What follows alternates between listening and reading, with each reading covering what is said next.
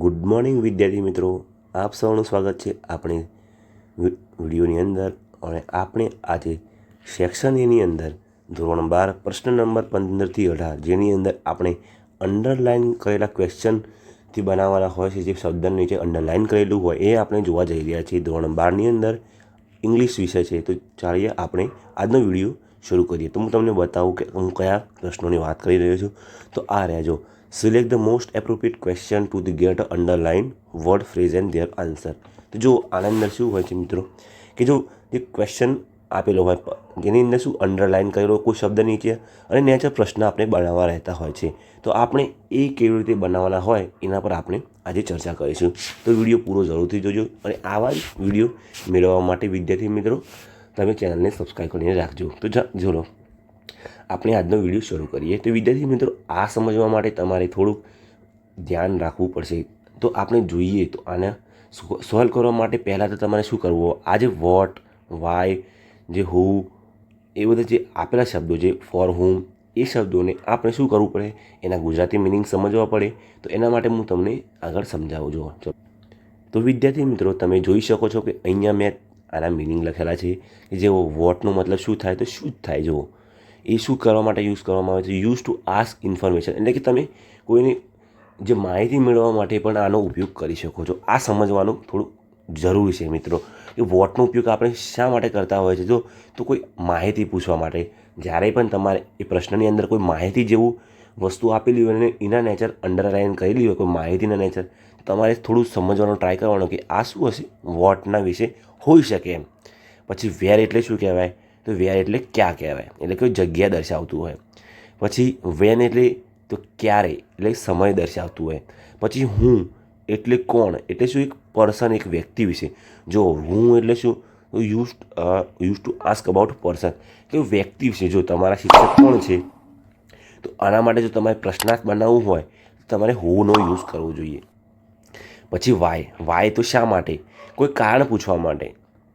પછી હાવ એટલે કેવી રીતે, તો કોઈ વસ્તુ કેવી રીતે બની, આ સમસ્યા કેવી રીતે ઉદ્ભવ થઈ, એવા પ્રશ્નો પૂછવા માટે તમારે શું કરવું જોઈએ, હાવનો ઉપયોગ કરવો જોઈએ વિદ્યાર્થી મિત્રો. વિચ એટલે કે કયું, તો કઈ વસ્તુ, કઈ પુસ્તક, એ પ્રમાણે જો તમારે પૂછવું હોય પ્રશ્ન તો તમારે વિચનો ઉપયોગ થાય. કોઈ નિર્જીવ વસ્તુ હોય એના માટે તમારે વિચ યુઝ કરવાનું. વિદ્યાર્થી મિત્રો આ ધ્યાન રાખજો, આનો વધારે ઉપયોગ થતો હોય છે. પછી જોઈએ તો હુઝ એટલે કોનું, તો કોઈ વ્યક્તિ, કોઈ વસ્તુનું માલિકી દર્શાવવું હોય કે આ પેન કોની છે, તો આવા માટે આપણે હુઝનો યુઝ કરવાનો છે વિદ્યાર્થી મિત્રો.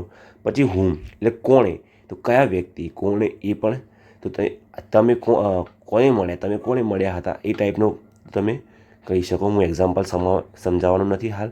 પછી હાઉ મેની, તો એટલે કે કેટલાક, કોઈ તમારા માટે જો વસ્તુની ગણતરી કરવા, તમારી પાસે કેટલા સફરજન છે, તો how many apples do you have. આવા પ્રશ્નાર્થ બનાવવા માટે તમારે હાઉનો યુઝ થતો છે. હાઉ મચ એટલે કઈ ક્વોન્ટિટીમાં, તો તમે કેટલું પાણી જોયું, જો તો કેટલું, એ તમે કેટલું પાણી જોઈએ છે. તો આ પ્રકારનું જે વસ્તુની ગણતરી ના થઈ શકે. જો પાણી હોય, પાણીની ગ્લાસમાં ગણતરી થાય પણ એની એકચ્યુઅલ ક્વોન્ટિટી તમને ના સમજવી પડે ક્યારે. પણ જ્યારે સફરજન હોય તમે ગણી શકો, 1 સફરજન, 2 સફરજન, 3 સફરજન, એવી રીતે તમને ગણી શકો. એના માટે હાઉ મેનીનો ઉપયોગ કરવાનો. અને જે વસ્તુને ગણી ના શકાતી હોય પણ એક ક્વોન્ટિટીમાં હોય ખરી થોડી ઘણી, તો એને શું કહેવાય, હાઉ મચ કહેવાય. અને હાઉ ફાર એટલે શું, કેટલા દૂર, તમારી શાળા કેટલા દૂર છે, એવા શબ્દો માટે તમારે શું કરવાનું, હાઉ ફારનો. તો આઈ હોપ તમે આ જે સમજ્યા છો. અને જો વિદ્યાર્થી મિત્રો આ પણ કોઈ પણ ક્વેશ્ચન હોય એને તમે પ્રેક્ટિસ કર્યા વગર શીખી ના શકો. તો તમારે આ શું એકવાર તૈયાર કરવાના રહેશે કે ભાઈ આના મિનિંગો શું હોય. આ અહીંયાથી લખી લો, હું તમને PDF પણ પ્રોવાઈડ કરાવીશ. તો આ શું છે વિદ્યાર્થી મિત્રો, આ તમે તૈયાર કરેલા હશે તો તમને ઘણો બધો આઈડિયા આવી જશે વિદ્યાર્થી મિત્રો.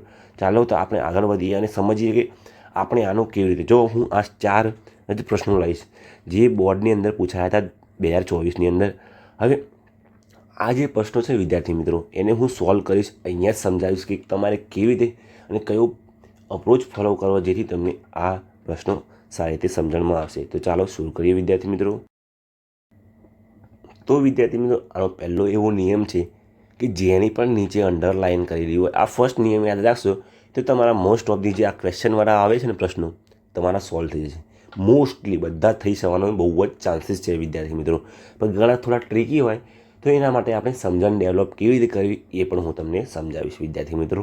તો ચાલો આપણે સમજીએ. તો જે પહેલો આપણો જે નિયમ છે, આ નિયમ તમે લખી પણ લેશો ને તો તમને આગળ જઈને હેલ્પ થશે. તો જે અંડરલાઇન કરેલો વર્ડ હોય ને એ ક્યારેય જવાબમાં નહીં આવે વિદ્યાર્થી મિત્રો, ક્યારેય તમારા જવાબમાં નહીં આવે. જે અંડરલાઇન કરેલો, જેમ કે આ ફોલ્ડર એટલે શું કહેવાય જો વિદ્યાર્થી મિત્રો, એટલે કે ચારો.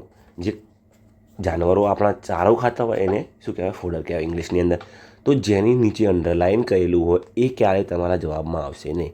તો વિદ્યાર્થી મિત્રો આપણે ચેક કરીએ બધા જ ઓપ્શનની અંદર. જો ઓપ્શન ડીથી સ્ટાર્ટ કરીએ, અહીંયા પણ જે આપણે અંડરલાઇન કરેલો વર્ડ છે વિદ્યાર્થી મિત્રો એ અહીંયા આપેલો છે, એટલે આ પણ આપણો જવાબ ના બને. હું આ જે નિયમ તમને કહેવું છું એ સિમ્પલ છે, અને આ નિયમ તમે ફોલો કરશો ને તો મોસ્ટ ઓફલી તમારા 4માંથી 4 માર્ક્સ તમને મળી જવાનો શક્યતાઓ વધી જશે. બીજાની અંદર પણ જોઈએ તો જો અહીંયા પણ તમારે શું છે, આ જે અંડરલાઇન કરેલો વર્ડ છે એ આપેલો છે, ભલે બધા જ સેમ જેવું લાગશે તમને. પછી આપણે અહીંયા હજી સુધી પહોંચ્યા નથી. આપણે વાયનો કે ફોર હોમ વાય, અને હજી સુધી તમે વિદ્યાર્થી મિત્રો તમને વાક્ય પણ એક્સપ્લેન કર્યા નથી, કે આ પણ હજી સુધી વાંચ્યું નથી. પણ હું તમને ડાયરેક્ટ જે વિદ્યાર્થી મિત્રોને ઓછું ઇંગ્લિશ આવડતું હોય અને આ તમારે સોલ્વ કરવા હોય તો આ પહેલો જ જે નિયમ છે તમે ફોલો કરશો તો તમારા મોસ્ટ ઓફલી 3થી 4 સાચા પડવાના ચાન્સીસ વધી જશે. તો જો અહીંયા પણ જે ફોલ્ડર આપ્યું છે, અહીંયા પણ આપ્યું છે, અહીંયા પણ છે, અને અહીંયા પણ આપેલું છે, એટલે આ 3 ખોટા પડે અને આનો જવાબ એ આવે. કેમ? અહીંયા જે આપણે અંડરલાઇન કરેલો વર્ડ છે વિદ્યાર્થી મિત્રો એ અહીંયા ક્યાંય પણ આપેલો નથી. તમે ક્યાંય વાક્ય સમજ્યા ના, કોઈ સમજ્યા નથી, પણ તો પણ તમને અહીંયા જવાબ મળી જશે કે તમે શું ધ્યાન આપી જે અંડરલાઇન કરેલું છે વિદ્યાર્થી મિત્રો એ આખા વાક્યની અંદર નહીં હોય. પ્રશ્ન બનાવેલો છે જે એની અંદર નહીં હોય વિદ્યાર્થી મિત્રો.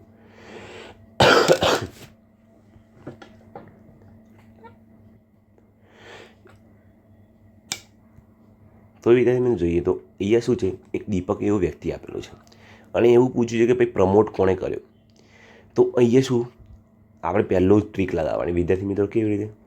તો જુઓ કે અહીંયા આપણે શું જોયું કે ભાઈ આ જ જવાબ આપે, પણ અહીંયા કેવી રીતે જવાબ આપે એ સમજીએ આપણે. તો દીપક અહીંયા એબસન્ટ છે, એટલે કે અહીંયા ક્યાંય પણ દીપક આપેલો નથી વિદ્યાર્થી મિત્રો. જુઓ આપણે અહીંયા પણ દીપક મળી જાય. મેં તમને પહેલાં જ નિયમની અંદર કીધું ને કે વિદ્યાર્થી મિત્રો તો તમે જોશો ને કે જ્યાં પણ જવાબ આપેલો હશે અને આ શું અંડરલાઇન કરેલો વર્ડ હશે ને એ ક્યારેય જવાબની અંદર નહીં હોય, આ ઓપ્શનની અંદર ક્યારેય નહીં હોય. તો કયા ઓપ્શનની અંદર નથી? લાસ્ટવાળા ઓપ્શનની અંદર નથી વિદ્યાર્થી મિત્રો. પછી સમજવાનો ટ્રાય કરવો હોય કે હુ, વાય અને હાઉ કેવી રીતે એના મિનિંગ થતા હોય છે, તો વાક્યને સમજવું હોય, મારા હિસાબથી આટલું જરૂરી નથી, પણ સમજવું હોય કે આ વ્યક્તિ છે તો આ હુ છે કે, અને બીજું શુંથી બની શકે? હુમથી બની શકે. તો આપણો જવાબ હુમથી બને છે, તો આપણે એ જોવાનું કે જો હુ આપેલું હોય તો તમને સમજો, હું સમજાવવાનું તો તમને બધું જ સમજાવી શકું, પણ આપણા પાસે બોર્ડની અંદર સમજવાનો ટાઈમ ઓછો હોય, એટલા માટે હું તમને એક મસ્ત ટ્રીક આપીને સમજાવી દઉં છું કે ભાઈ જેના નીચે અંડરલાઇન કરેલું હોય એ તમારા જવાબમાં અંદર ક્યારેય હોતું નથી. તો જો હુ આપેલું છે અને આ પણ પુરુષ છે, એક વ્યક્તિ છે, તો એ પ્રમાણે આ તમે જવાબ ટીક કરો. પણ મેં તમને જે નિયમ આપ્યો કે ભાઈ દીપક આપેલો હશે, જે અંડરલાઇન કરેલો વ્યક્તિ કે વસ્તુ એ ક્યારેય તમારા જવાબમાં નહીં હોય. તો અહીંયા આપણો એક જવાબ બને છે. હવે જુઓ તો વિદ્યાર્થી મિત્રો 18મા નંબરનું જે વાક્ય છે થોડું ડિફિકલ્ટ છે. આવા વાક્ય તમારા બોર્ડની અંદર એક પણ એક પૂછાતા હોય. જો હું 17મું જે તમારે એક્ઝામ્પલ આપેલું છે, પ્રશ્ન આપેલો છે, એના અંદર જુઓ તમે તો ટુ મીટ હર સિસ્ટર. હવે ટુ મીટ હર સિસ્ટર એટલે શું? તેની સિસ્ટરને મળવા. ક્યાં ગઈ હતી રીના? તો કેનેડા ગઈ હતી.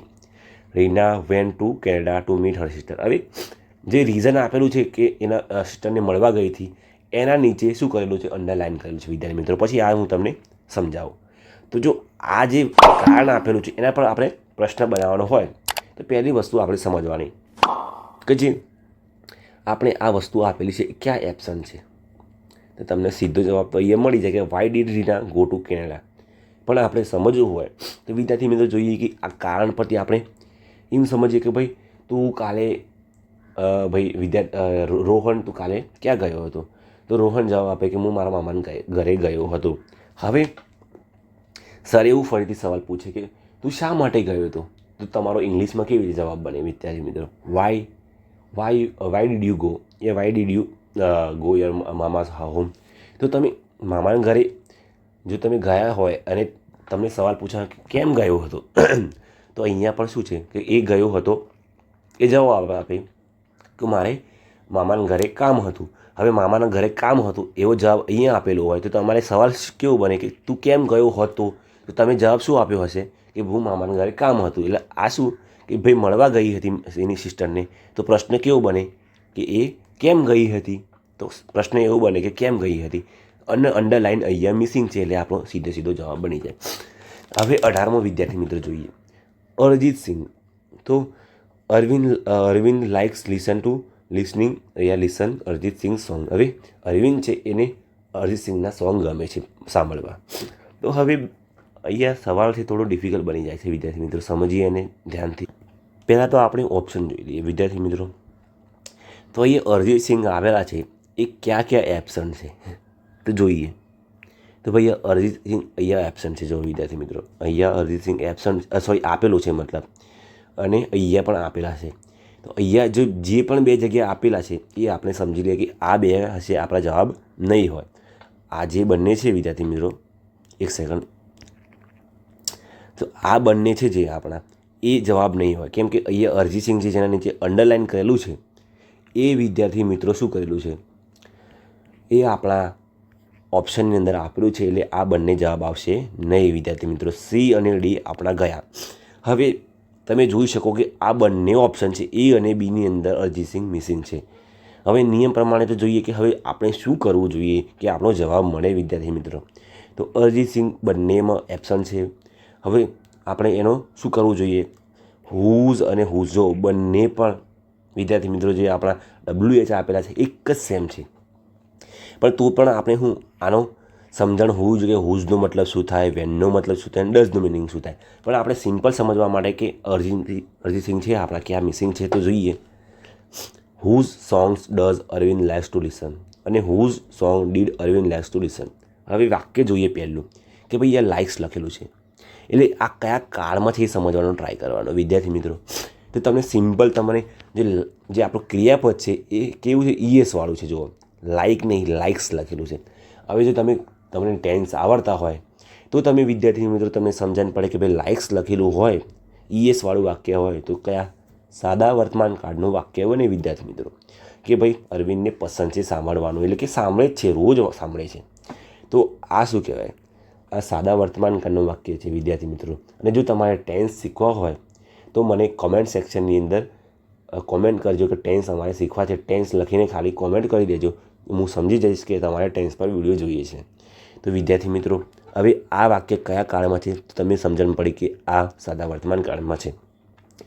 તો આમાંથી કયું વાક્ય સાદા વર્તમાન કાળમાં છે, તો અહીંયા ડીડ આપેલું છે અને ડીડ એ ભૂતકાળનું વાક્ય છે વિદ્યાર્થી મિત્રો. એટલે આ આપણો જવાબ ના બને, પણ ડઝ આપણો જવાબ બને.